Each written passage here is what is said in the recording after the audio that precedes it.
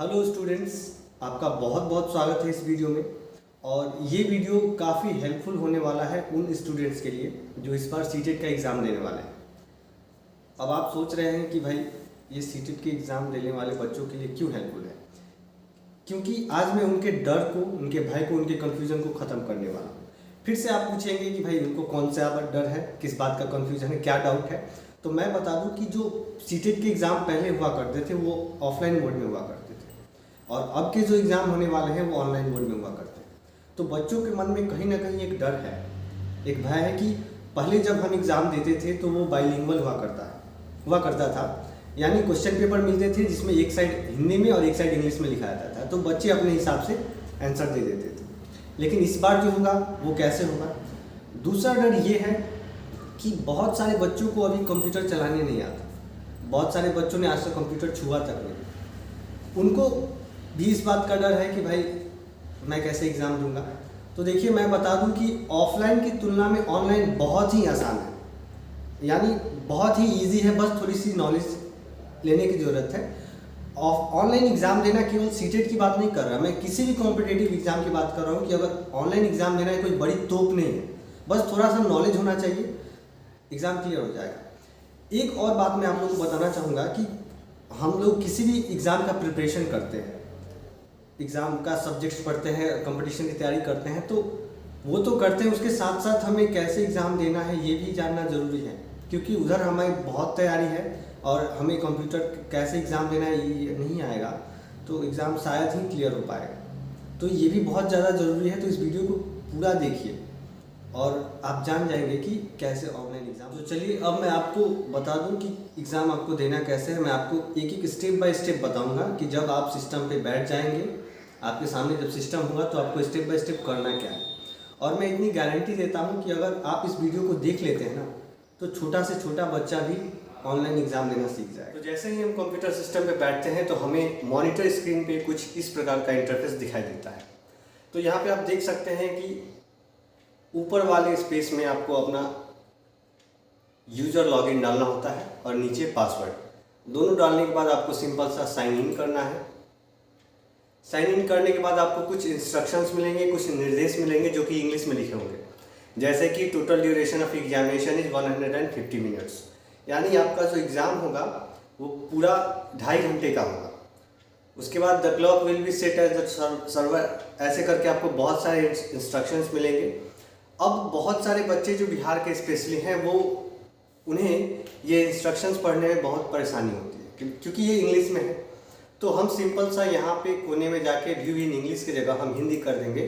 तो अब आप देख सकते हैं कि हमारे जितने इंस्ट्रक्शन से निर्देश थे वे अब हिंदी में दिख रहे हैं। अब यहाँ पे आपको जो सबसे ज़्यादा फोकस करने की ज़रूरत है, आप देख सकते हैं यहाँ पे 6 सिम्बल्स दिए हैं, white, red, black, green, purple और ये 2। तो यहाँ पे आपको ज़्यादा कुछ सोचने की ज़रूरत नहीं है, बस इन 3 चीज़ों का ख्याल रखिए, ये वाइट वाला, रेड वाला और ग्रीन वाला। इसके अलावा आपको कुछ भी ध्यान देने की ज़रूरत नहीं है। थोड़ी देर में हम जल्दी जल्दी इसको पढ़ लेंगे, पढ़ने के बाद हम यहाँ से नेक्स्ट कर लेंगे। नेक्स्ट कर लेने के बाद अब यहाँ पे हमें सबसे ज़्यादा ध्यान देने की ज़रूरत है, क्योंकि हमारा मोड ऑफ एग्ज़ाम क्या है, आप किस लैंग्वेज में एग्ज़ाम देना है आपको। ये नहीं पूछ रहा कि आपको क्वेश्चन पेपर हिंदी में चाहिए या इंग्लिश में, वो बात की बात है। अभी जो यहाँ पे एग्ज़ाम आप दे रहे हैं वो किस भाषा में देना है। तो बिहार से हैं तो बिहार से मोस्ट ऑफ द बच्चे हिंदी सेलेक्ट करते हैं, तो आपको सिंपल सा हिंदी सेलेक्ट कर लेना है और यहाँ पे एक टिक मार्क दे देना है जो बताता है कि आपने पूरे इंस्ट्रक्शंस पढ़ लिए हैं और आप परीक्षा देने के लिए तैयार हैं। उसके बाद सिंपल सा हम यहाँ पे I am ready to begin करेंगे। बिगिन करने के बाद अब शुरू होता है हमारा असली बैटल ग्राउंड। ऐसा इंटरफेस आपको दिखेगा और आपको एग्ज़ाम स्टार्ट हो जाएगा। तो सबसे पहले मैं इस इंटरफेस के बारे में एक एक करके बता दूँ। ये जो यहाँ पे आपको दिख रहा है ये क्वेश्चन है और यहाँ नीचे 4 ऑप्शन दिए गए हैं। दूसरी चीज़, इस साइड अगर हम देखें तो यहाँ आपको देख सकते हैं 30 क्वेश्चन दिए गए हैं 1 2 3 करके। उसके बाद यहाँ पे फिर से वही जनरल इंस्ट्रक्शंस आपको दिए गए हैं और सबसे मेन चीज़ टाइमर आपको यहाँ दिया गया है जो कि डिक्रीजिंग ऑर्डर यानी घटते क्रम में, ये बताता है कि आपके पास अब इतने समय बचे हैं। दूसरी चीज़ यहाँ नो निगेटिव मार्किंग है। अब देखिए समझने की चीज़ है। यहाँ पे आप देख सकते हैं कि paper one language, paper one language 2। सबसे पहले अगर हम पेपर वन की बात करें तो पेपर वन में आपको 3 सब्जेक्ट जो हैं जो सभी को पढ़ने हैं, जो कंपलसरी होते हैं। पेपर वन पे क्लिक करते हैं तो नीचे देख सकते हैं कि CDP, मैथमेटिक्स और EVS, ये तीनों सभी को एग्जाम देने हैं। उसके बाद अगर हम पेपर वन के लैंग्वेज वन की बात करें तो यहाँ पे आपको 2 मिलेंगे, हिंदी और इंग्लिश। यहाँ पे आपको चूज करना है कि आपने क्या लेना है, हिंदी लेना है तो हिंदी पे और इंग्लिश लेना है तो इंग्लिश पे। उसके बाद हम पेपर 2 पे बात करेंगे। फिर यहाँ पे भी आपको कोई ऐसी लैंग्वेज लेनी है जो लैंग्वेज वन में आपने चूज नहीं किया है। तो सबसे पहले स्टार्ट करते हैं पेपर वन के जनरल सब्जेक्ट CDP में आपको पता है 30 क्वेश्चन होते हैं, मैथमेटिक्स में भी 30 क्वेश्चन होते हैं और EVS में भी 30 क्वेश्चन होते हैं। तो ये 30 मिला के होंगे 90 नंबर। उसके बाद लैंग्वेज वन की बात करें तो इसमें आपको किसी एक सब्जेक्ट में 30 होते हैं और फिर लैंग्वेज 2 की बात करें किसी एक सब्जेक्ट में आपको 30 क्वेश्चन होते हैं। टोटल हो गए आपके 150। तो चलिए स्टार्ट करते हैं पेपर वन जनरल जो है आपको CDP, मैथमेटिक्स और EVS। यहाँ पे आप देख सकते हैं कि पहले CDP मैंने क्लिक किया तो यहाँ पे CDP से रिलेटेड क्वेश्चन आ गया। क्वेश्चन आपको यहाँ पे सृजनात्मक की पहचान का प्रमुख लक्षण क्या है, आपको अपने हिसाब से जो भी आंसर है यहाँ पे 4 ऑप्शन दिए गए हैं, टिक कर लेना है और यहाँ से 7 नेक्स्ट कर लेना है। फिर दूसरा क्वेश्चन आ गया, विकास के संदर्भ में निम्न में से कौन सा कथन सही है। फिर आपको 4 ऑप्शन मिलेंगे, जो आपको सही लगे आपके अनुसार वो लगा देना है क्वेश्चन और यहाँ नीचे 4 ऑप्शन में से एक आंसर। मैं जो लगा रहा हूँ वो जरूरी नहीं कि सही हो, जस्ट आपको डेमो के लिए दिखा रहा हूँ। चलिए क्वेश्चन ऊपर दिया गया है, नीचे 4, आप आंसर लगाते चलिए। जो भी आपका है ऊपर क्वेश्चन दिया गया है, नीचे आंसर लगाते चल रहा है, उसमें कोई सोचने वाली बात नहीं है। दूसरी चीज, अब आप देख रहे हैं कि मैं जैसे जैसे क्वेश्चन का आंसर लगाते जा रहा हूँ ये जितने भी प्लेट्स हैं वो ग्रीन होते जा रहे हैं, यानी ग्रीन दिखाता है कि आपने इन प्रश्नों के उत्तर दे दिए हैं। जैसे मैंने 1 नंबर का आंसर दे दिया है तो यहाँ पे आपको ग्रीन हो जाएगा। जैसे जैसे हम आंसर देते चलेंगे वो ग्रीन होता जाएगा।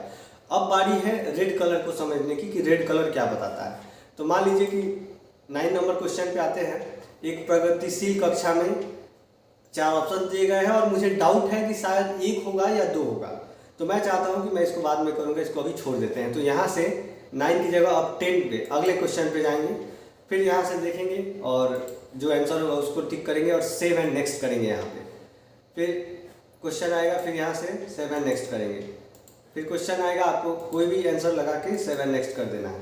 अब एक चीज़ आप देखिए, यहाँ पे जितने भी क्वेश्चंस मैंने किए वो हो गया आपको ग्रीन कलर का, और रेड कलर का ये बताता है, जैसे मैंने 9 नंबर का क्वेश्चन जो किया था वो नहीं किया मैंने क्योंकि मुझे डाउट था, तो ये मैं बाद में देखूंगा। तो रेड कलर का प्लेट ये बताता है कि अभी इन प्रश्नों के उत्तर आपने नहीं दिए। चलिए फिर ऐसे करके हम एक एक करके क्वेश्चन का आंसर देते जाएंगे और देख सकते हैं यहाँ पे आपको 30 क्वेश्चन जो CDP के थे वो खत्म हो जाएंगे। अब जो इम्पोर्टेंट चीज़ है वो ये है कि बहुत सारे बच्चे चाहते हैं कि इस प्रश्न को, केवल मैं इस प्रश्न को इंग्लिश में देखूं। तो उसके लिए यहाँ पे ऑप्शन है व्यू इन करके, हिंदी दिया है, आप इसको इंग्लिश कर लीजिए। तो यहाँ पे ये होगा कि जो क्वेश्चन दिखा रहा था वो अब इंग्लिश में दिखाएगा। फिर चाहते हैं कि नहीं जो था मुझे हिंदी में ही सही था, तो फिर यहाँ से व्यू इन करके हिंदी में कर लेंगे, यानी इस प्रश्नों के उत्तर आपको क्वेश्चन आपको इंग्लिश में शो करेगा।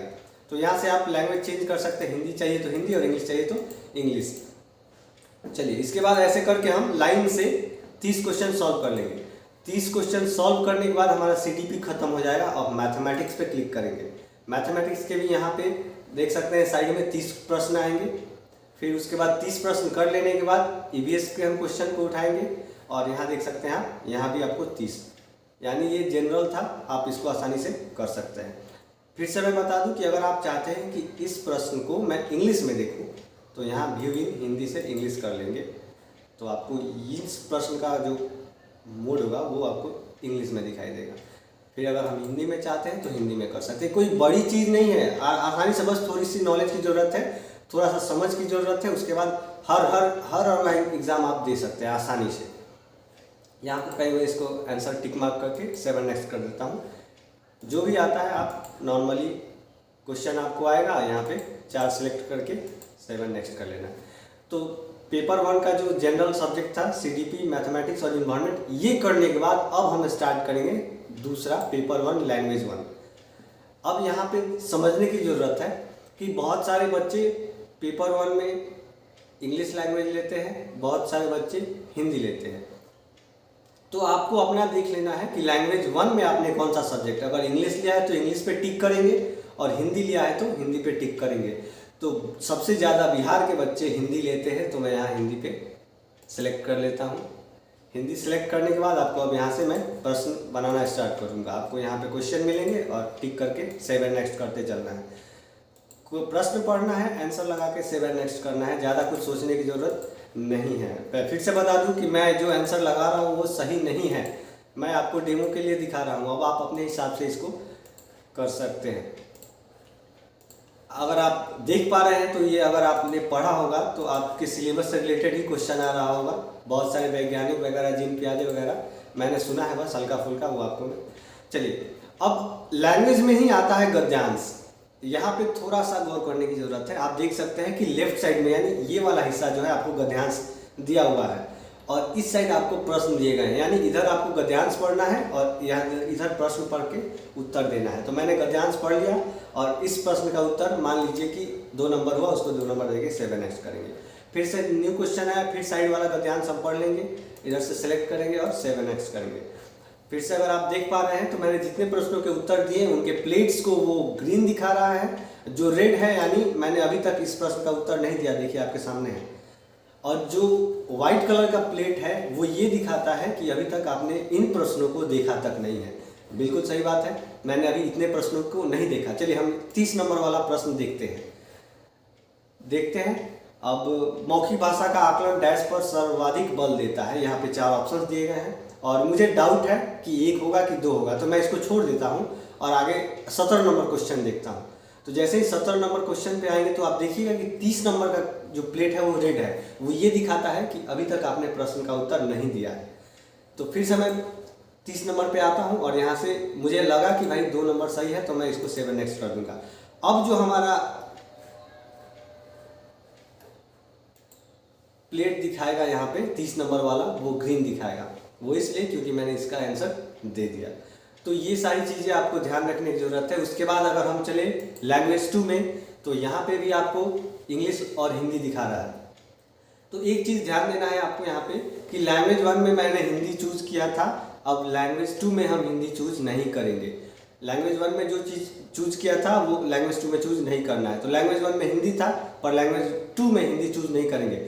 अब बहुत सारे बच्चे संस्कृत लेते हैं लैंग्वेज 2 में, तो यहाँ पे संस्कृत फिलहाल में नहीं है, लेकिन जब आप एग्जाम देने जाइएगा तो वहाँ पे आपको संस्कृत का ऑप्शन दिखेगा और वहीं पे आपको यहाँ पे ऑप्शन आएगा, यहाँ पे टिक करके और संस्कृत का क्वेश्चन सॉल्व कर लेना है। ये सारी चीज़ें सेट है। अगर इसके बाद भी आपको नहीं समझ में आता है तो फिर भी पूछ सकते हैं।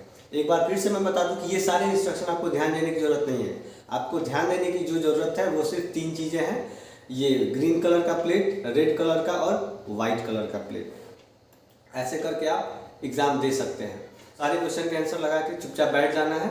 जैसे ही आपका टाइम अप होगा पेपर ऑटोमेटिकली सेव हो जाएगा। और अंत में आपको मैं 1-2 चीज़ें बता दूं कि वहाँ पे आपको रफ वर्क के लिए एक पेन और एक पेपर मिलेगा जिस पे आप रफ कर सकते हैं, मैथ का क्वेश्चन हो या आपको जिसमें भी रफ करना होगा। दूसरी चीज़, अगर आपको थोड़ा सा भी डाउट होता है, कोई प्रॉब्लम होता है, तो वहाँ पे शिक्षक मौजूद होते हैं, आप उनसे हेल्प ले सकते हैं। डरने वाली कोई बात नहीं है, एग्ज़ाम देना है और सफल होकर आना है। मेरी यही विशेष होंगी आप लोगों के साथ। चलिए फिर मिलेंगे नेक्स्ट वीडियो में, तब तक के लिए शुक्रिया।